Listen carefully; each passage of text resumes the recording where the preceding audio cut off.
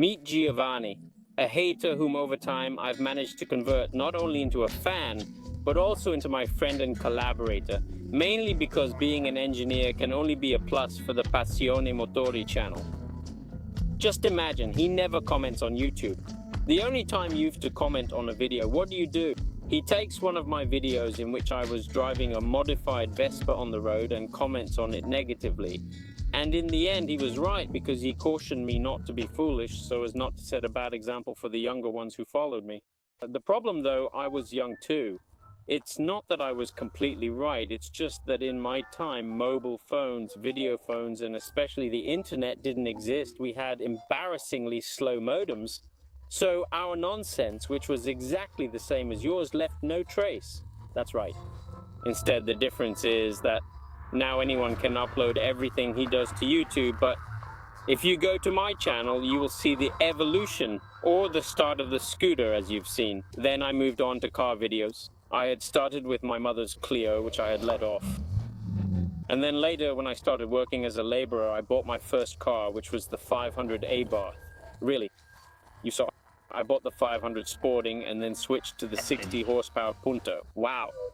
So think of it, the starting point in the end was not very similar. And let's say it's always been closely resembling a video game. I mean, I know that life is not a video game, but in a car video game, you buy the car, which at the beginning is obviously a normal original car. You race, earn money, modify the car, race again, earn more money, buy a newer car. Clearly, I don't race. I make videos, but it somewhat seems like a video game.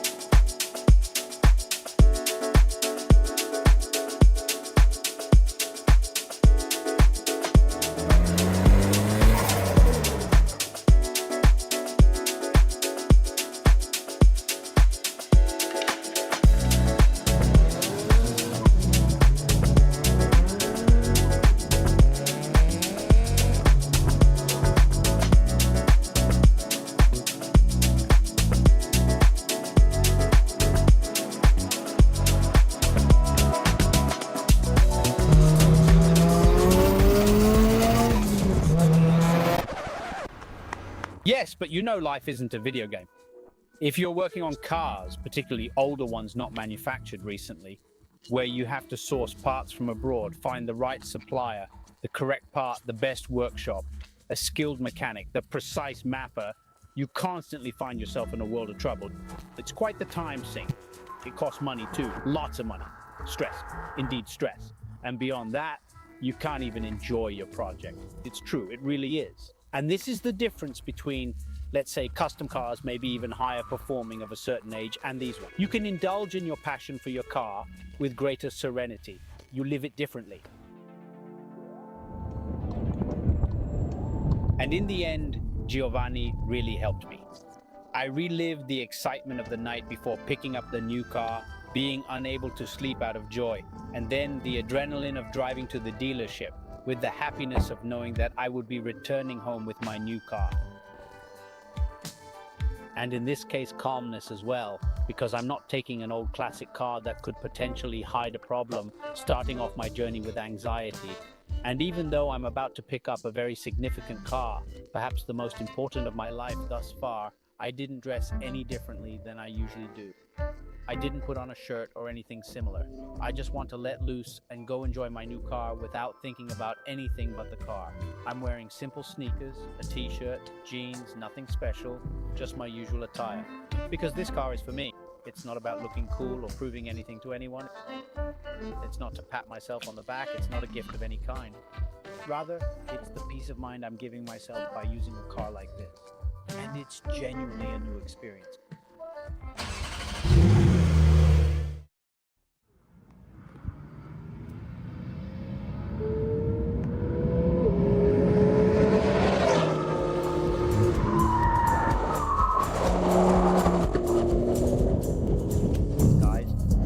engine, it's a completely different story.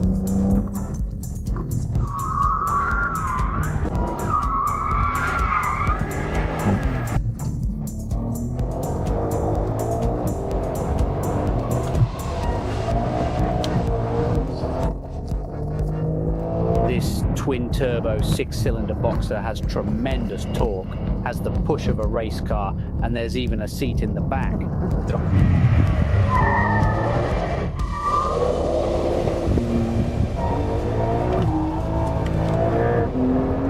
When you traverse with the rear engine, you have the weight of the engine, which gives you so much traction. But there's also a lot of inertia, so the rear axle tends to spread quite a bit.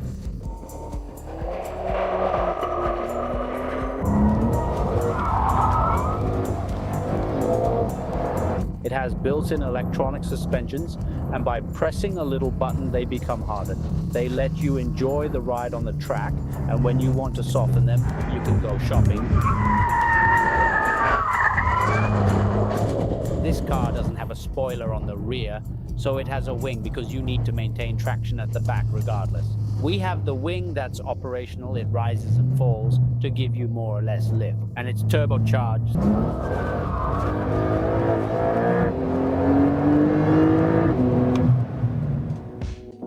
Do you know what it is? Anyone who has never owned a classic car and perhaps doesn't understand the passion doesn't realize the joy that a car from another era can bring. Yes, of course, those who have lived, those who lived indeed, and they don't understand all the problems that a classic car brings. Absolutely, I can attest to that with the Delta. You see, the worst experiences of my life with the Delta Integral. Even if you find a really good mechanic, the parts still take a lot of time. Some are no longer available, some are no longer available. Then maybe you fix one thing, finally try it, and something else breaks. If you have, as I perhaps have had up until now, only cars of that type, it can become very stressful, demanding. However, since we've tested your car on the track, it seems to me that the test was satisfying. What do you say if we try it in a completely different setting, which however is probably where Porsche was born, on the hill? All right, great. Then on October 1st, when we will have the road closed, and we will also take fans there who want to go up. Exactly, you can do your passion drives there. Passion drives. Okay, let's go. Come on, let's go.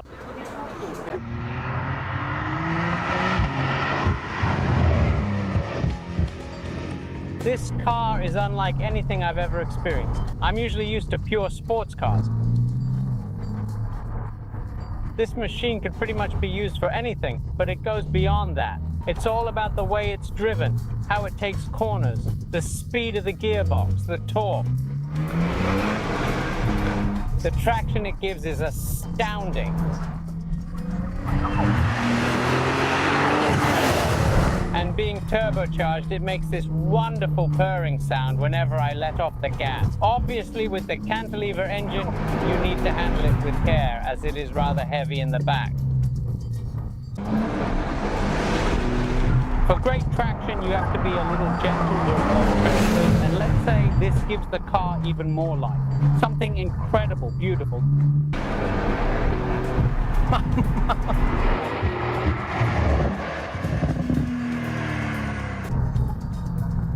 This is a Carrera S. Why did I choose the S and not the 4S?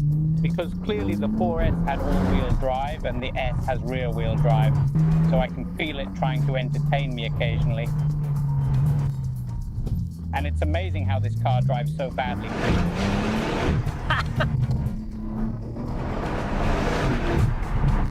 It's amazing, it has terrible traction. And the fact that the engine is in the back, I don't know, it's a completely different way of driving, but the feeling is completely different. Scary corner, I don't know how it manages to take corners so well. And the steering, even though it's electro-assisted, is incredibly precise. Even at high speeds, look at those corners. Compared to classic cars I'm used to, where there's the engine in the front and the traction at the back end dances but doesn't have as much inertia. Then it takes off and you bring it back. This one, if it starts, it tries to go because there is really a lot of weight and a lot of inertia pushing it. So what do you say? It's an incredible car. I've never had a car like this. either in normal use, but a car that takes corners like this. I mean, it's impressive. Psychologically, I've always been very sensitive, and in the end, also because of YouTube, people's meanness, stress, work, and fear of having left my permanent job and then starting my business. In 2018, I had a terrible period of depression. Fortunately, I'm very well now, but I often notice that out of fear of feeling bad, I put up a wall that shields me from emotions, but very often I shield myself from positive emotions. But now I certainly want to change this. I want to slow down, analyze situations carefully, and enjoy the moments. Clearly, being more adult, I no longer want to be carried away by both positive and negative emotions. I still want to remain in a stable balance. But I just want to slow down and enjoy the moments. Enough of the frenzy. In the end, passion requires commitment and also time. And I want those who watch my content to relax, have fun, and enjoy it too. Returning to the careers though, I believe that Porsche designers have the most difficult job, which is to maintain a car that is always the same, but that you can say with each new model, you can tell it's the new one. And they have to be very careful because Porsche enthusiasts are super demanding. See what happened in recent years with the transition from air cooling, liquid cooling, or the famous melted headlight of the 996 Mark I. Then you'll see with how this machine is configured, you wouldn't resell it even if you put it in a lottery for the poor at Christmas in church. No, just kidding. In my opinion, the way this car is configured is very favorable, even considering that this market is particular today. So it certainly doesn't mean it will last. We don't know how long it will last. In a year's time, hypothetically, when you switch to another model, you could experience great financial satisfaction, especially considering the way you've used and modified the car compared to other cars. The idea is exactly that. To enjoy this car, continue with my projects, other cars and everything else, but in my opinion, it will be a great experience. Without distorting the nature of wanting to elaborate, of wanting to modify, you keep it. But you have a car that you know is lying in wait, waiting for you.